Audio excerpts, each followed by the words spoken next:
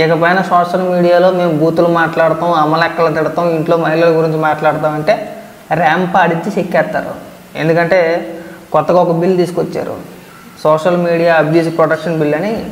ఒకసారి పవన్ కళ్యాణ్ గారు అసెంబ్లీలో ఏం మాట్లాడారో ఒకసారి వినిపించిన తర్వాత మాట్లాడదాం. నేను కీలకంగా కోరుకుంటుంది ఈరోజు మీ తరఫున గౌరవ ముఖ్యమంత్రి గారు కూడా తెలియజేస్తా ఉన్నాం. Social media abuse protection bill అత్యంత తక్కువ సమయంలో రావాలి, బాగా చర్చ జరగాలి. మీరు డిప్యూటీ స్పీకర్ హోదాలో ఉండి, అయ్యన్న పాత్రుడు గారు స్పీకర్ హోదాలో ఉండి మీ టెన్యూర్లో social media abuse protection bill రావాలి. మన హోంమంత్రి గారిని వదలలేదు, అనిత గారిని, ఇంట్లో ఉన్న ఆడవాళ్ళని వదలట్లేదు.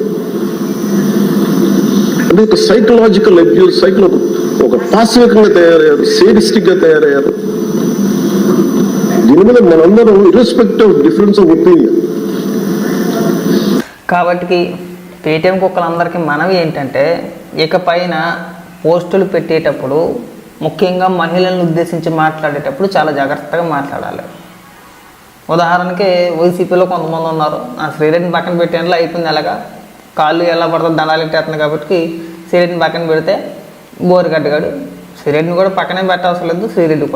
శ్రీరెడ్డి ఆ బోరుగడ్డ, ఆ పంచు ప్రభాకర్ గాడు, లేదంటే నిన్న మొన్న పేలిపోయిన డాక్టర్ ప్రదీప్ రెడ్డి చింతగాడి, ఆ వర్రాగడి కావచ్చు, ఆ ఇంటూరు రవికిరణ్ కావచ్చు, అనితారెడ్డి బుజ్జి కావచ్చు, అప్పట్లో ఇంకొక ఆమె ఉండేది ఎవరో అభిచేతస్ అని చెప్పేసి అని, వీళ్ళు కావచ్చు, లేదంటే గజ్జల లక్ష్మి కావచ్చు, ఇంకా కొంతమంది ఉన్నారు.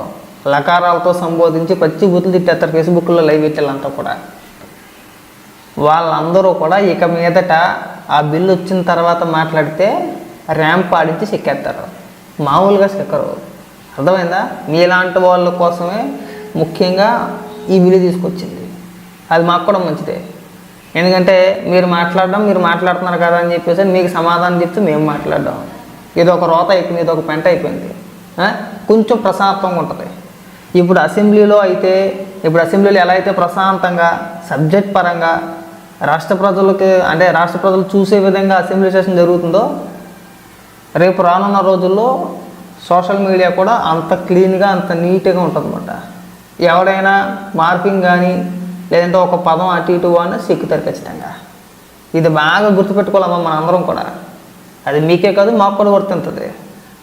నేను మిమ్మల్ని టార్గెట్ చేసావు లేదంటే మీకే వర్తించుద్దని చెప్పేసి నేను చెప్పట్లా. అంతా ఒకటే. ఒకసారి బిల్లు వచ్చిన తర్వాత, బిల్లు పాస్ అయిన తర్వాత అందరూ ఒకటే, అందరినీ చెక్కుతారు. ఎక్కువ తక్కువ మాట్లాడితే మీరంతా మేము కూడా అంతే. మాకేమో 2 కొమ్ములేమి వచ్చేలేదు, మీకేమో 2 కొమ్ములేమి లేకపోలేదు, అంతా సమానమే. కాబట్టి ఇక నుంచి ఇప్పుడైనా సరే రాజకీయాలు కొద్దిగా హోందాగా చేద్దాం. మరీ దిగజారిపోయి బుర్రలు తిట్టేసుకొని మీరు తిట్టారని చెప్పేసి మేము తిట్టడం టైం బొక్క. మాకు కూడా చాలా చిరాకుగా ఉంది. ఒళ్ళు దగ్గర పెట్టుకోవాలి మనం. కొంతమంది ఉన్నారు ఇంకా కాస్త ఏదో జగన్మోహన్ రెడ్డి మనకి ఏదో కిరీటం పెట్టేస్తాడని చెప్పేసి పేలిపోతున్నారు. ముఖ్యంగా మా పోసాని కృష్ణమురళి లాంటి వ్యక్తులు. ఆడికి ఇంకా బుదిరాల. నిన్న మొన్న పేలిపోయి ఏమైంది? నిన్న ఒక్కరోజే రాష్ట్రంలో 50 కేసులు నమోదైనవి. 50 ఎఫ్ఐఆర్ నమోదైనవి.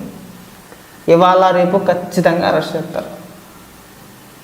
ఇవాళ రేపట్లో ఖచ్చితంగా 100% పోసాని కృష్ణమురళిని అరెస్ట్ చేస్తారు. శ్రీరెడ్డి గైబు అయినా సరే వదులుతారంటే లేదు. ఆల్రెడీ ఇవాళ కూడా శ్రీరెడ్డి పైన ఒక 2 కేసులు నమోదైనవి విశాఖపట్నంలో. క్షమించండి, క్షమాపణ లెటర్లు రాసినా కానీ ఉపయోగం లేదు. ఆల్రెడీ కేసులు ఫైల్ అవుతానే ఉంటున్నాయి మొన్నటి నుంచి కూడా.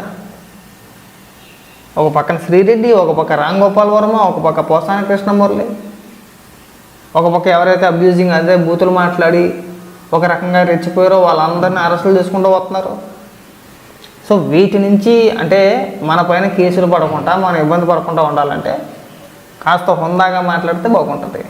లేకపోతే చెప్పాను కదా, మామూలుగా ఉండదు, ర్యాంప్ ఆడింటారు. ఇప్పుడు చూడండి, ఉదాహరణకి పోసాని కానీ తీసుకోండి, శ్రీరెడ్డిని ఎత్తుకొస్తారనుకున్నది వేరే విషయం, పక్కన పెట్టండి. టైం రావాలంతే. పాపం ఏదో ఫోన్ రీఛార్జ్ చేసుకుని అక్కడికి పారిపోతే వదిలేస్తారేమో అనుకుంటుంది. ఆ టైం వదలరట. నువ్వు సప్త సముద్రాల అవతల ఉన్నా నువ్వు మాట్లాడిన మాటలకి, నువ్వు వేసిన పోస్టులకి మార్పింగ్ చేసి వాళ్ళ అకౌంట్లో వేస్తే నువ్వు దాన్ని తీసుకొచ్చి ఇక్కడ నీ అకౌంట్లో వేయడం, ముఖ్యంగా పవన్ కళ్యాణ్ గారిని ఉద్దేశించి, లోకేష్ గారిని ఉద్దేశించి అయితే మరిని వాటన్నిటికీ మనం సమాధానం చెప్పాలా? ఎవరిచ్చారు, ఎవరు చేయించారు నీ చేత? నువ్వు ఆ మార్పింగ్ చేసిన ఫోటోలు ఎక్కడి నుంచి తీసుకొచ్చావు? నీకు సోషల్ మీడియాలో దొరికినాయా, లేదంటే నీకు ఎవరైనా వాట్సాప్లో పంపించాడా? వాడికి వైసీపీకి సంబంధం ఏమైనా ఉందా? వాడికి వైసీపీ పెద్దలతో ఏమైనా సంబంధం ఉందా? అసలు ఈ లింక్ అంతా ఎక్కడి నుంచి వచ్చింది, ఎక్కడ మొదలైంది, ఎక్కడి వరకు వచ్చి ఆగింది, దీని వెనకాతలు ఎవరు ఉన్నారు, దీన్ని ప్రోత్సహించింది ఎవరు? అబ్బో, ఇవన్నీ 1,00,000 ఉంటాయి. ఒకటి కాదు, రెండు కాదు, ఇవన్నీ 1,00,000 ఉంటాయి. కాబట్టి ఇక మీదట మనం ఎంత జాగ్రత్తగా మాట్లాడితే అంత జాగ్రత్తగా మన ఊళ్ళు మనం కాపాడుకోగలుగుతాం. లేదు అలాగే పేలిపోతాం, అలాగే రాలిపోతాం అంటే మనం చేసేది ఏం లేదు. మన ఒళ్ళు తీసుకెళ్ళి పోలీసు వాళ్ళకి అప్పచెప్పేయాలా, సంతకాపత్రాలు చేయించుకోవాలా. సింపుల్గా చెప్పాలంటే సంతకాపత్రాలు చేసేస్తారు మనల్ని. చాలా జాగ్రత్తగా మాట్లాడకపోతే. చెప్పాను కదా, మనం ఎంత చక్కగా మాట్లాడితే రాజకీయాల్లో 10 కాలాల పాటు ముందుకెళ్తాం.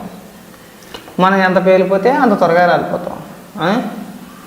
వెనకటికో సామెత ఉంది, పెరుగుడు విరుగుడు కొరకు అని చెప్పేసి అని. అలాగా మనం ఎంత రాలిపోయి ఎంత వేలిపోతే అంత త్వరగా కిందకు వచ్చేద్దన్నమాట.